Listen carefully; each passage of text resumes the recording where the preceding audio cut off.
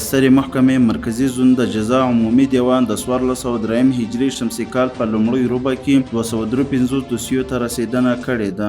د زابل ولایت محاکمو په 2 اونیو کې 145 دوسیو ته پر رسیدنه سربیره 88 وثیقې هم اجرا کړي دي. د بلخ محاکمو په 2 اونیو کې 488 دوسیو ته پر رسیدنه سربیره 211 وثیقې هم اجرا کړي دي.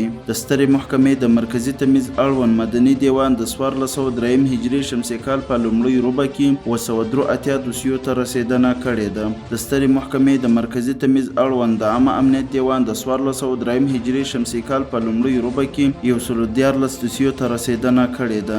غزنی ولایت کې و متهم ته تعزیري سزا ورکړل شوه. د ننګرهار محاکمو په 2 اونیو کې 418 دوسیو ته پر رسیدنه سربیره 290 وثیقې هم اجرا کړي دي. د کابل ابتدایي محکمې اړوند 4 زونونو په 2 اونیو کې 801 دوسیو ته رسیدنه کړې ده.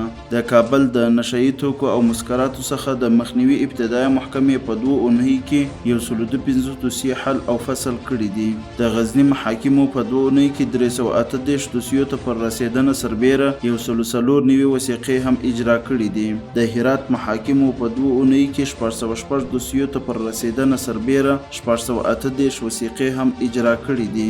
د دایکنډي محاکمو په 2 اونیو کې 80 دوسیو ته پر رسیدنه سربیره 89 وثیقې هم اجرا کړي دي. د بادغیس محاکمو په یوه میاشت کې 509 دوسیو ته پر رسیدنه سربیره 241 وثیقې هم اجرا کړي دي. د سرپل محاکمو په 2 اونیو کې 209 دوسیو ته پر رسیدنه سربیره 112 وثیقې هم اجرا کړي دي. د کندوز محاکمو په یوه میاشت کې 213 دوسیو ته پر رسیدنه سربیره 489 وثیقې هم اجرا کړي دي.